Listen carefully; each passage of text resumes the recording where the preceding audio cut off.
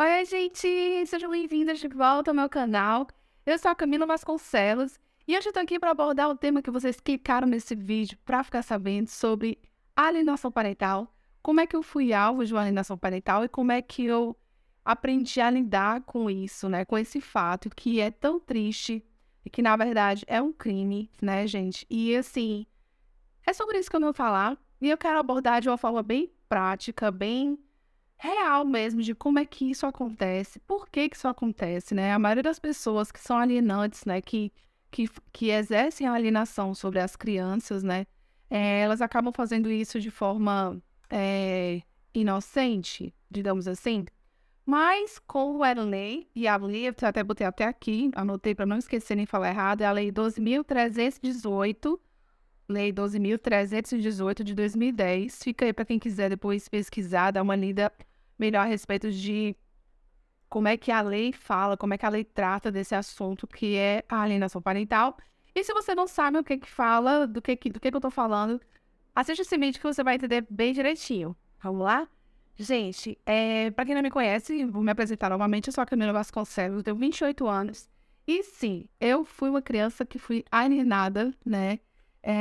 Meus pais se separaram quando eu tinha 8 anos e eu só fui descobrir que eu fui alvo de uma alienação parental agora, depois que eu entrei na faculdade de Direito, eu fui atrás de me conhecer melhor, me entender melhor. E, Camila, o que que é alienação? Gente, alienação nada mais é, e isso acontece em muitos lares do Brasil e do mundo inteiro. Quando o casamento chega ao fim, né, e esse fim desse casamento tem filhos envolvidos, e geralmente a guarda dos filhos fica com um dos cônjuges, né, um dos pais, e quando acontece a alienação acontece exatamente no momento em que, nessa separação, essa guarda dada a um dos pais, ela acaba gerando nas crianças uma alienação, na verdade, direcionada. E assim, o que que é isso? Eu vou citar o meu exemplo, que foi basicamente quando meus pais se separaram, a minha mãe ficou com a nossa guarda, é claro. Na verdade, no casamento dos meus pais, filhas só tem eu e a minha irmã mais nova, né? E aí, foi um momento muito difícil, eles se separaram em circunstâncias bem complicadas, de muito ciúme, muita confusão, né? Foi um break mesmo, foi um lar que foi quebrado mesmo, né? Eu lembro, eu era muito pequena, mas eu tenho flashes de memória de como que isso se deu e de como foi muito traumatizante, né? E a alienação se deu pouco tempo depois na questão da pensão alimentícia. A minha mãe acabava expondo a gente para que a gente fosse cobrar o dinheiro que meu pai tinha que dar. E ela, às vezes, tipo, fazia isso e isso, colocava a gente numa situação em que a gente tinha que ir lá cobrar, ou então mandava a gente ligar: ó, pai, cadê o dinheiro? O senhor não pagou. E às vezes ele, sei lá por quê, não atendia a gente, ou dava uma desculpa esfarrapada, ou marcava de se encontrar com a gente no canto e não aparecia. E nesse primeiro momento, logo depois da separação, o que eu senti muito forte foi isso, da questão mesmo da gente ficar exposto, da gente, eu digo, eu e minha irmã, exposto a essa situação de cobrança, né, a gente ter que estar cobrando ele desse dinheiro, porque minha mãe não queria nem conversar com ele, não queria ver, não queria falar. E aí ela mandava a gente fazer isso, né? Então, assim, eu me lembro de uma vez que ela tinha que trabalhar e eu tava no dia de cobrar o dinheiro, ele não tinha depositado o dinheiro, eu acho, e tal. E aí ela me mandou, me deixou no terminal. Ele era motorista de ônibus na época. E ela me deixou lá no terminal e disse: olha, você fica esperando aqui que eu vou. Ô, tia, tu pode fechar essa porta pra mim, por favor? Essa aqui, tia, essa aqui. Ai, desculpa, gente, porque a porta abriu. Eu não queria sair daqui, tá toda armada esse cenário. Bom, e ela me deixou lá. Ela disse: olha, você fica aqui, que é a próxima linha que vai passar é do seu pai. E ela saía de perto, me deixava lá pra ela não falar com ele. Ela não queria contato com ele, né? E aí ela fica aqui esperando que ele vai parar e você vai pedir o dinheiro. Aí tá bom, né? Toda criança, gente, a gente manda fazer, aí o pobrezinho faz, né? Aí eu lembro de ficar sentada lá naquele banco do terminal e olhando para todos os ônibus que passavam. Eu não tinha muita noção de número de ônibus, nem de nada. E eu ficava lá olhando. Passava um ônibus, passava outro e nada, né? E, gente, passaram-se muitos ônibus, muitos minutos, e você sabe que para criança cada minuto é muito tempo. E eu lembro de ter ficado lá mais ou menos 1 hora esperando. Até que eu cansei de esperar, levantei e saí no meu terminal atrás da minha mãe. E, gente, eu não encontrei a minha mãe. E isso me deixou desesperada.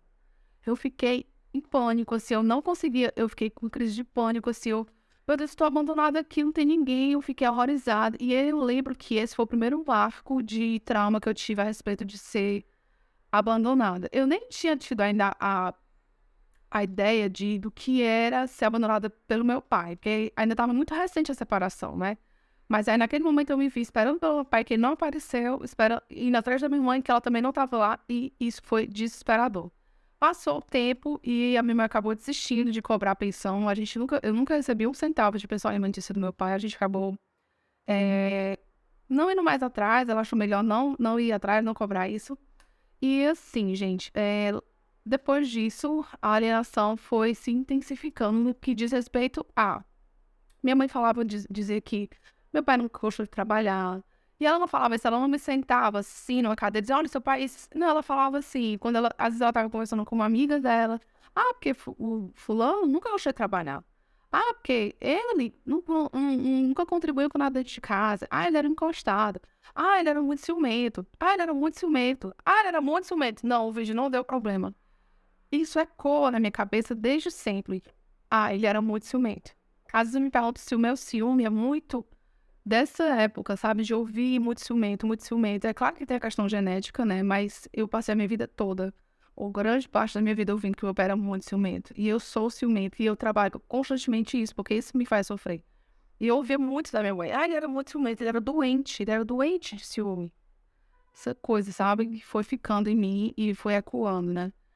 E assim, gente, essa alienação, ela não partiu também só da minha mãe, né? No que minha mãe falava, as pessoas repetiam e chegavam para mim e diziam, ah, você não vai ser igual ao seu pai. Ah, você não pode ser assim. Ah, você não vai ser assado. Ah, o seu pai nunca mais me ligou. Eu lembro de na época, tipo assim, tinha Dia dos Pais. Aí ela, não, vamos ligar pro seu pai, né? Aí botava pra ligar pro meu pai. E aí a gente ligava, ela me botava na linha e mandava eu ficar falando com as pessoas da empresa onde ele trabalhava na época. E eu nunca consegui falar com ele nem o Dia dos Pais, né? E assim, gente, essa alienação foi se dando e eu fui ouvindo muito falar mal do meu pai, que meu pai era uma pessoa assim, que meu pai era uma pessoa assado, que meu pai isso, que meu pai me abandonou, que papapá. E eu cresci ouvindo isso. E isso foi se calcificando na minha vida, no meu sentimental, no meu emocional, de uma forma que quando eu comecei a namorar com o Geraldo, eu mentia a respeito de quem era o meu pai. Eu dizia que o meu pai era o pai da minha irmã mais velha, da Diana. Pra você ter noção de como eu fui alienada a tal ponto de não conseguir ter uma identidade, de criar uma identidade com uma pessoa que era o meu genitor, sabe, assim. E, gente, o quanto isso é errado, sabe? E agora eu vou voltar ao ponto da alienadora, que foi minha mãe, né? E assim, o quanto ela fez por mal isso. Ou o quanto ela se deixou levar pela mágoa, pela situação de que ela foi deixada, ou sei lá. Ou porque não deu certo. Porque quando um relacionamento, vocês sabem, eu sei, e vocês sabem, quando um relacionamento não dá certo, todo mundo sofre. A mulher sofre, o homem sofre. E quando tem criança, acredite, a criança sofre muito mais. Eu não tô falando aqui que minha mãe fez por mal. Não, ela agiu como ela sabia agir.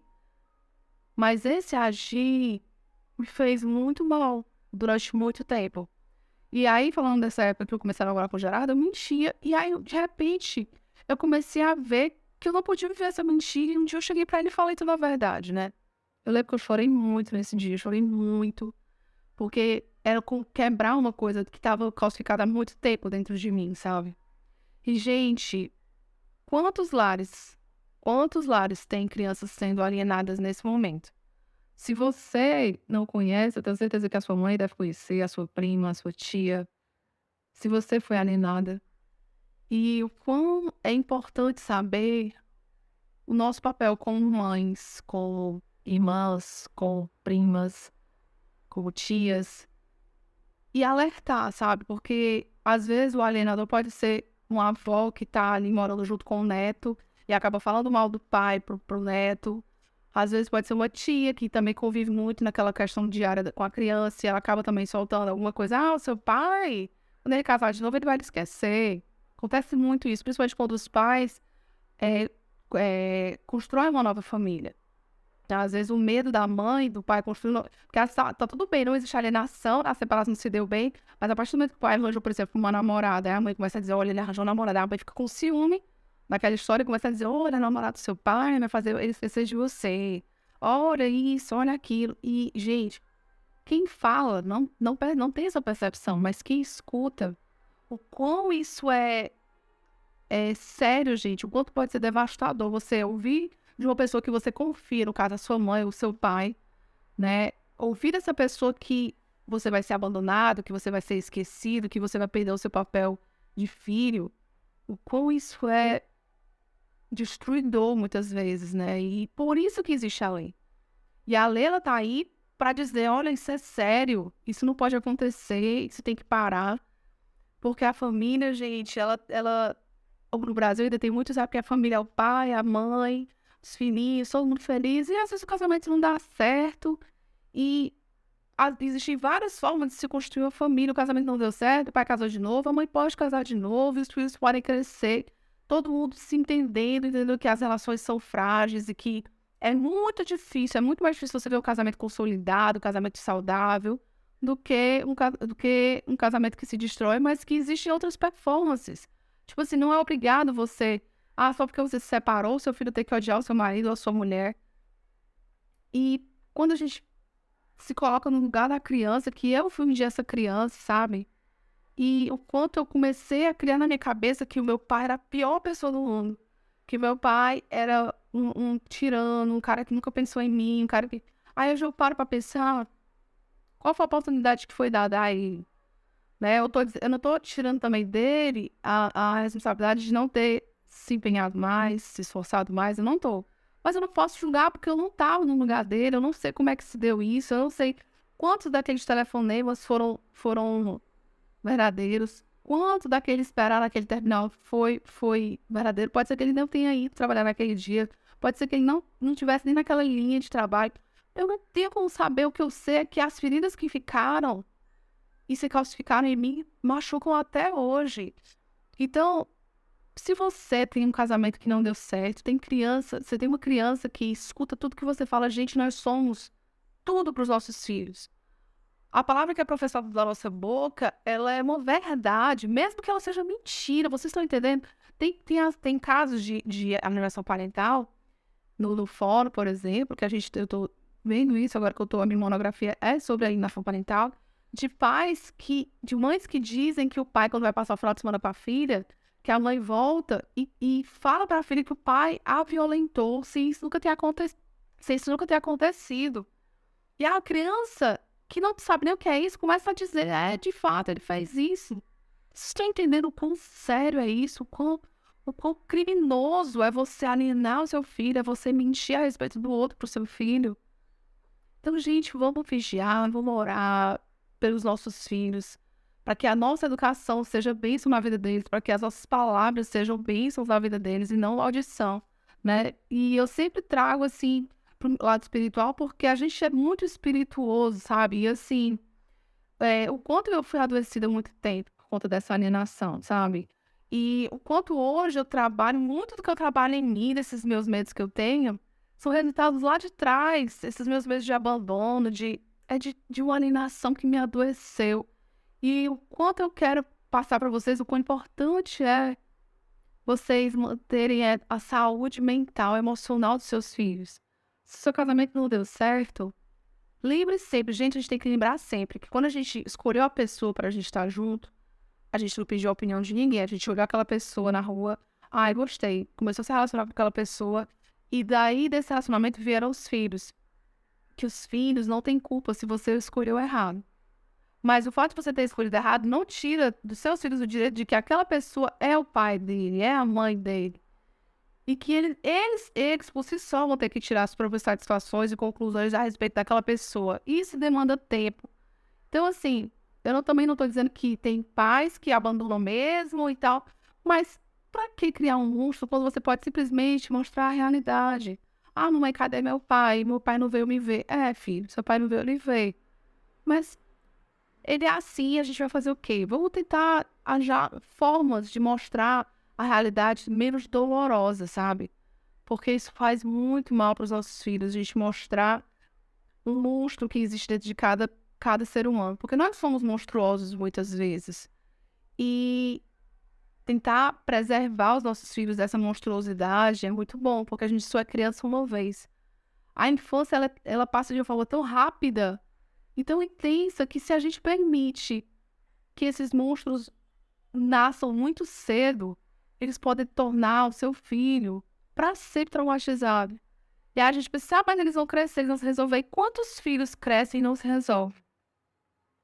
Quantos filhos crescem e para sempre vão nos dar dor de cabeça, preocupação, porque não foram estimulados de uma maneira correta na infância, não foram inspirados de maneira correta no início da sua vida. Gente, a nossa estrutura psicológica ela é formada lá no início, da hora que a gente nasce, até os nossos 6, 7 anos.